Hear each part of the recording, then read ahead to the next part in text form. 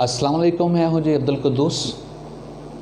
मेरा आज का ये लेक्चर उन तमाम लोगों के लिए है, उन तमाम कैंडिडेट्स के लिए है जो पीपीएससी के थ्रू लेक्चरशिप के इम्तिहान में अपीयर होना चाहते हैं और टीचिंग जैसे नोबल प्रोफेशन को ज्वाइन करना चाहते हैं। लेक्चर स्टार्ट करने से पहले मैं मुख्तसर सा अपना एक तारुफ पेश करना चाहूँगा।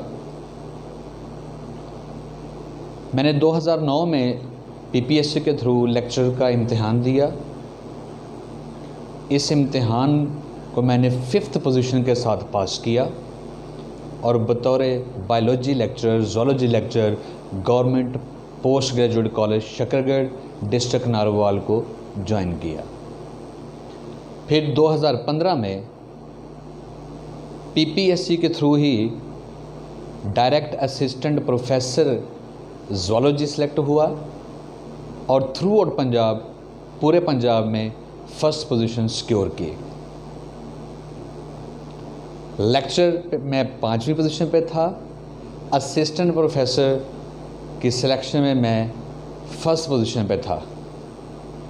बॉटम से टॉप का ये सफ़र, 5वीं पोजीशन से पहली पोजीशन का ये सफ़र मैंने किस तरह से तय किया, मैंने किस तरह अपने सब्जेक्ट को तैयार किया, एग्ज़ाम की प्रेपरेशन किस स्टाइल में की, किस मुनज़्ज़म अंदाज में पढ़ा, वो सारी बातें मैं इस लेक्चर में आपके साथ शेयर करने जा रहा हूँ। सबसे पहले तो आपको ये पता होना चाहिए कि लेक्चरशिप के इम्तिहान में सिलेक्शन के लिए 2 स्टेप होते हैं, 2 मरहले हैं, रिटन टेस्ट और इंटरव्यू। अब इसमें जो रिटन टेस्ट है ये बहुत ही इम्पॉर्टेंट है, ये बेस है।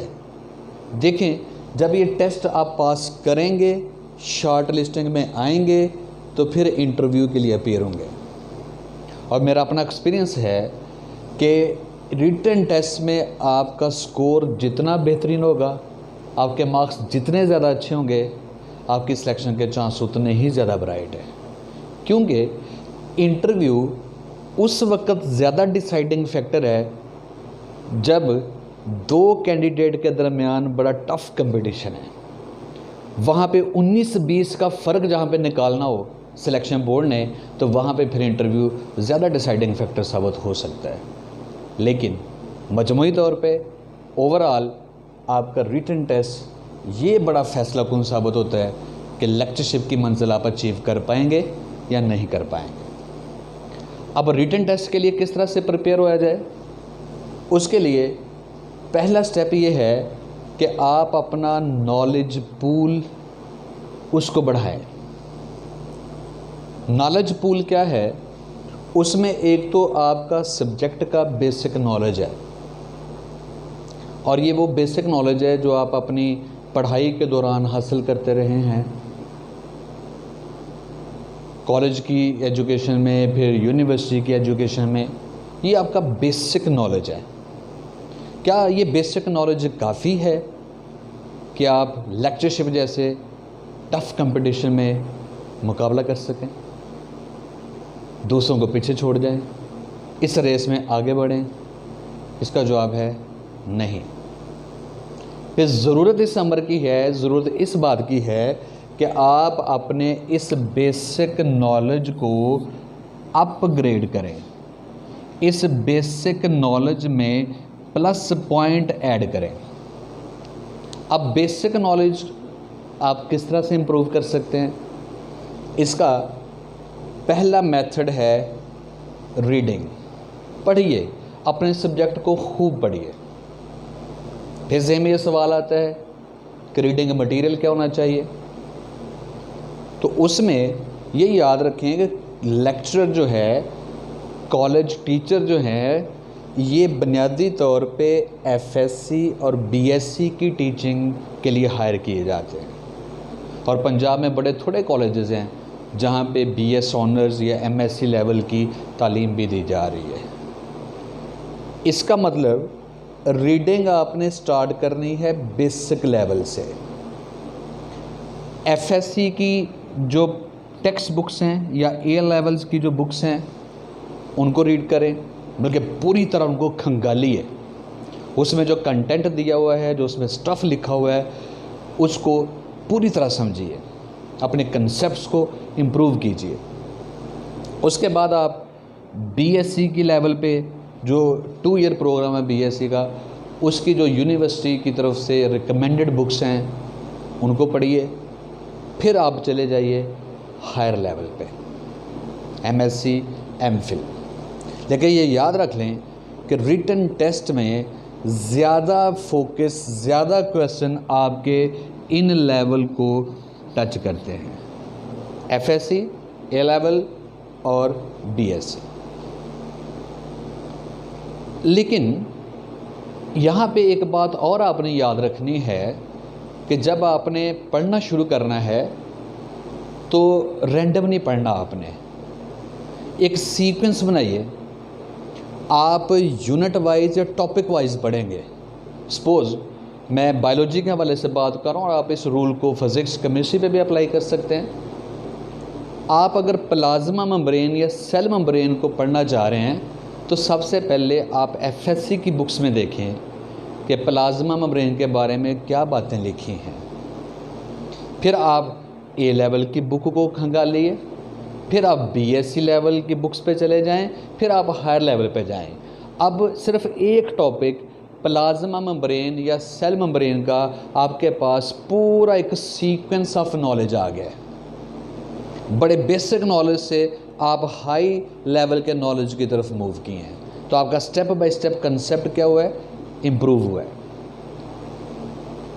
फिर आप इस रीडिंग मटेरियल को थोड़ा और एनहांस करें।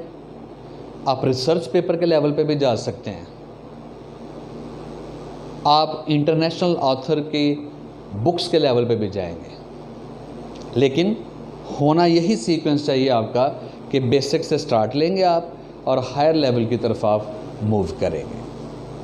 तो पहले की निस्बत आपके बेसिक नॉलेज में एक प्लस पॉइंट ऐड हो गया, आपका बेसिक नॉलेज इम्प्रूव हो गया। उसके बाद आप सेकंड स्ट्रेटेजी पे आ जाइए, डिस्कशन। बहुत ही इंपॉर्टेंट स्ट्रेटेजी है और बहुत सारे लोग इसको इग्नोर करते हैं। वो समझते हैं कि शायद सारी चीज़ ये है। ये ठीक है कि बुनियादी चीज़ है कि रीडिंग होनी चाहिए, आपका नॉलेज पूल होना चाहिए, लेकिन उसमें एनहांसमेंट में बहुत अच्छा इफ़ेक्टिव रोल किसने प्ले करना है, बहुत अच्छी तरह से असरअंदाज किसने होना है, डिस्कशन है। अपने सब्जेक्ट के हवाले से लोगों से डिस्कस करें। किन लोगों से? पहला लेवल ये है कि आप पीयर डिस्कशन करें। पीयर वो लोग होते हैं जो आपके एज फेलो होते हैं, आपके सब्जेक्ट फेलो होते हैं, जिन लोगों की इंटरेस्ट सेम होती हैं, जिनके मकसद एक जैसे होते हैं। यानी जो लोग बायोलॉजी के लेक्चरर बनना चाहते हैं वो आपस में क्या हैं, पीयर। अब ये पीयर आपके इर्द गिर्द कहाँ पे अवेलेबल हैं? आपके क्लास फेलोज़, उनके साथ डिस्कशन कीजिए। पीपीएससी एस्पिरेंट्स जो पीपीएससी के एग्ज़ाम में अपीयर होना चाह रहे हैं, आपके कॉलीग, आपकी वर्किंग प्लेस पे जो आपके सब्जेक्ट फेलोज़ हैं वो आपके पीयर्स हैं, उनके साथ डिस्कशन कीजिए। और बहुत ही इम्पॉर्टेंट, इस ग्लोबलाइजेशन जो वर्ल्ड में ग्लोबलाइजेशन आ गई है, आर्टिफिशियल इंटेलिजेंस ने, आईटी ने जो चेंजेस बर्पा की हैं, जो इनकलाब बर्पा किया है, तो सोशल मीडिया पे सब्जेक्ट वाइज बहुत सारे ग्रुप्स बने होते हैं। स्पेशली फेसबुक पर अगर आप देखें कि केमिस्ट्री लेक्चर्स का ग्रुप अलग बना हुआ है, बायोलॉजी के लिए अलग बना हुआ है, फिज़िक्स अलग बना हुआ है। तो ऐसे बड़े अच्छे ग्रुप्स को आप ज्वाइन करें ताकि वहाँ पे आपके सब्जेक्ट का कंटेंट डिस्कस हो रहा हो और आपको नत नई चीज़ें पता चलें और आपके नॉलेज पूल में इजाफा हो। उसके बाद आप नेक्स्ट लेवल की डिस्कशन पे जाएंगे अपने सीनियर्स के साथ, जो आपके सब्जेक्ट के सीनियर्स हैं, जो आपके सब्जेक्ट के आपके टीचर्स हैं, जो उस सब्जेक्ट के एक्सपर्ट्स हैं। और देखिए, जिस इलाके में आप रहते हैं वहाँ पे आपके सब्जेक्ट के माहिर अफराद तो मौजूद होंगे, आपके सीनियर मौजूद होंगे। उनके साथ गाहे बगाहे वक्तन फ़क्तन आप डिस्कशन किया करें मुख्तलिफ़ टॉपिक्स के ऊपर, अपने सब्जेक्ट से रिलेटेड टॉपिक्स के ऊपर। और नॉलेज पूल में इजाफे का सबसे बेहतरीन तरीका मेरी राय के मुताबिक वो है टीच टीच एंड टीच। पढ़ाइए। जो कंसेप्ट्स में इम्प्रूवमेंट टीचिंग से आती है वो शायद रीडिंग और डिस्कशन से भी नहीं आती, क्योंकि जब आपने किसी क्लास को टीच करना है, आपने किसी स्टूडेंट को पढ़ाना है, तो आप उस टॉपिक का पूरा बैकग्राउंड नॉलेज और अपग्रेडेड नॉलेज साथ लेकर जाते हैं, क्योंकि आपको अंदाज़ा होता है कि क्लास की तरफ से इस टॉपिक के बारे में कोई भी क्वेश्चन पूछा जा सकता है, तो आप फुली प्रिपेयर्ड होते हैं। और ये टीचिंग के लिए, लेक्चर के लिए जो आप फुली प्रिपेयर्ड होकर जाते हैं, यही असल में आपकी कामयाबी बनती है, यही आपके कंसेप्ट्स को निखारती है। और फिर लेक्चर के बाद जब आप लेक्चर टीच कर लेते हैं, आप और स्टूडेंट्स के दरमियान जो मुबाहसा चलता है, जो मकालमा चलता है, जो डिस्कशन होती है, जो क्वेश्चन आंसर सेशन होता है, ये सोने पे सुहागा साबित होता है। आपके नॉलेज पूल में प्लस प्लस प्लस ऐड होते चले जाएंगे। तो ये मुख्तलिफ मेथड से आपका नॉलेज पूल डेवलप हो गया। अब इस नॉलेज पूल की प्रैक्टिस करें। और आप जानते हैं कि पीपीएससी में पेपर आपका एमसीक्यू टाइप पेपर होगा, क्विज टाइप होगा। फिर आप सोचें कि जो आपने नॉलेज गेन किया है, नॉलेज पूल डेवलप किया है टॉपिक वाइज, उसके एमसीक्यू की प्रैक्टिस करनी है, तो एमसीक्यू डाटा कहाँ से आएगा? और यहाँ पे एक और गलती जो आप करते हैं, आप फर्स्ट हैंड ही किस पे डिपेंड करना शुरू कर देते हैं? की बुक्स के ऊपर, जो टोटली रॉन्ग अप्रोच है। ये दुरुस्त अप्रोच नहीं है कि आप फर्स्ट हैंड पे ही मार्केट में अवेलेबल एमसीक्यू बुक्स या की बुक्स को फॉलो करना शुरू कर देते हैं। सबसे फर्स्ट अप्रोच, फर्स्ट आपकी स्ट्रेटेजी क्या होनी चाहिए? Be creative, B innovative, be your own teacher. अपने उस्ताद खुद बन जाइए। टॉपिक को लाइन बाय लाइन पढ़िए और फिर उसमें से खुद डिसाइड कीजिए कि अगर आप टीचर हों, आप किसी का एग्ज़ाम लेना चाहें, तो इस टॉपिक में से आप क्या एमसीक्यूज़ बनाएंगे। और यकीन मानिए ये इतना इफ़ेक्टिव मेथड है जिसका कोई नमूल बदल नहीं।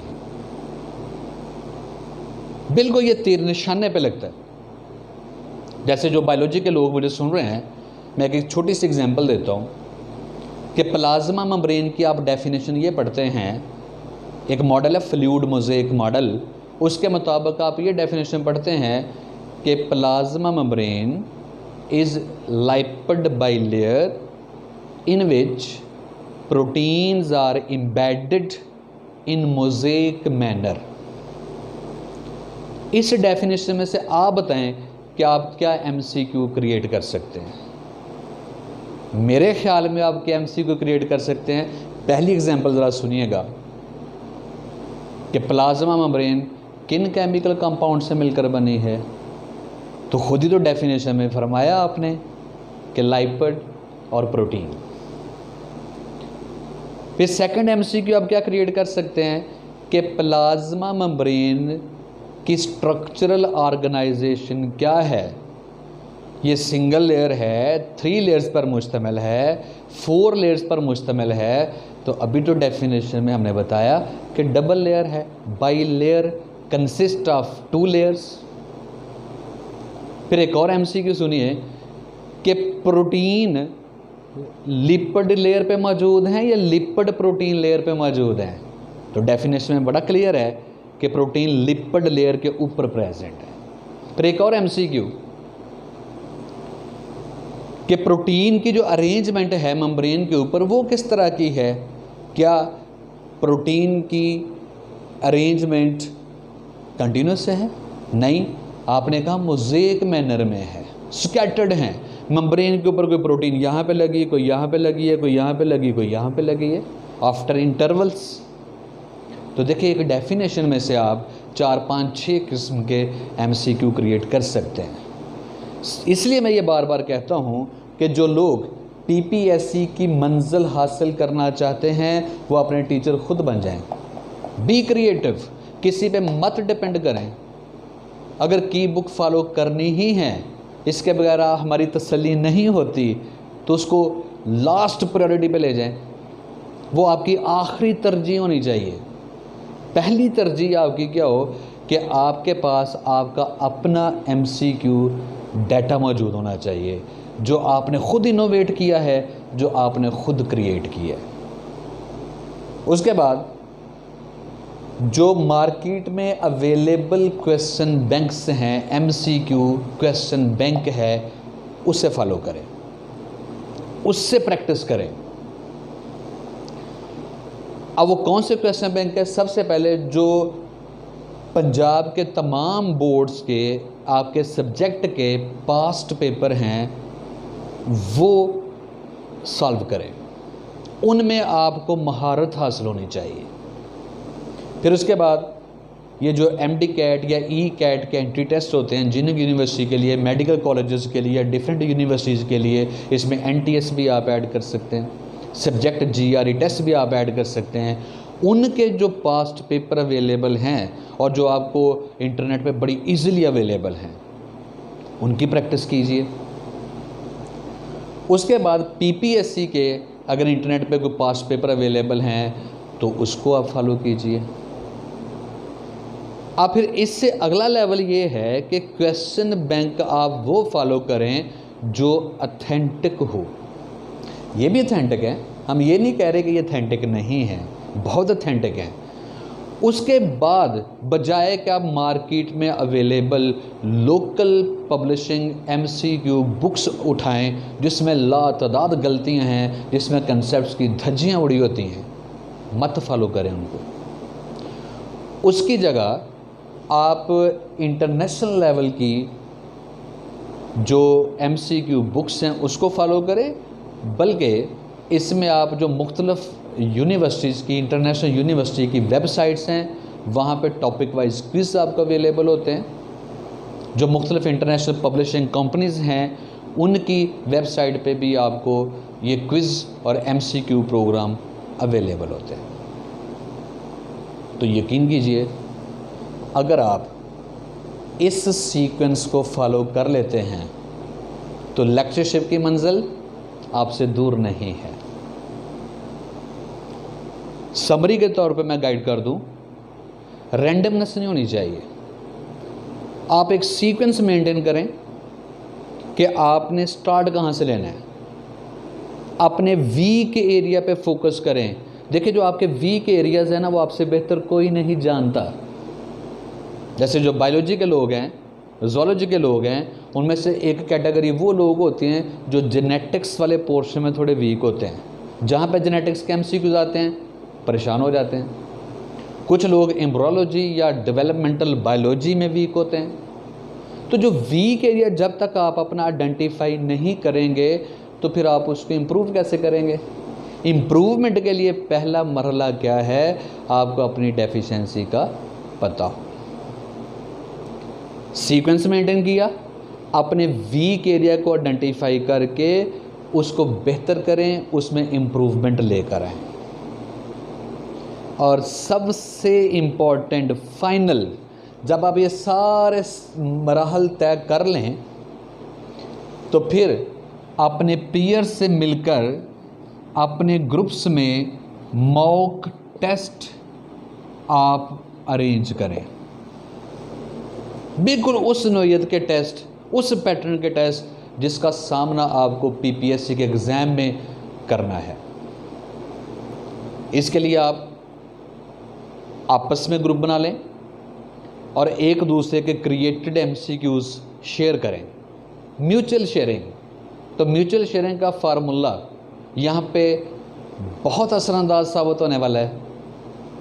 वो कहते हैं ना कि इल्म बांटने से बढ़ता है, कम नहीं होता। और ये यहाँ पे म्यूचुअल शेयरिंग पे ये बात बिल्कुल सादिक साबित होती है, बिल्कुल सच साबित होती है, बिल्कुल ऑथेंटिक साबित होती है। या फिर आपके एरिया में जो बायोलॉजी के आपके सब्जेक्ट के सीनियर टीचर अवेलेबल हैं, उनसे रिक्वेस्ट कर लें, या जो आपके रीजन में कोई लोग ये काम, कोई एकेडमी से ये काम जो है फ़ी लेकर करते हैं, तो डज़ंट मैटर, आप उनके साथ रब्ता कीजिए और उनके साथ अपने मॉक टेस्ट अरेंज करें। अब ये मॉक टेस्ट जितनी दफ़ा आप इसमें से गो थ्रू होंगे, आप उतने ही कदम लेक्चरशिप के गोल के करीब हैं, आप अपनी अचीवमेंट के उतना ही करीब हैं। बी डिटरमेंट, क्लियर रहें, कंसेप्ट इम्प्रूव करें, पैनिक होने की ज़रूरत नहीं है और ये मंजिल आपसे दूर नहीं है। अपना ख्याल रखिएगा। अल्लाह हाफिज़।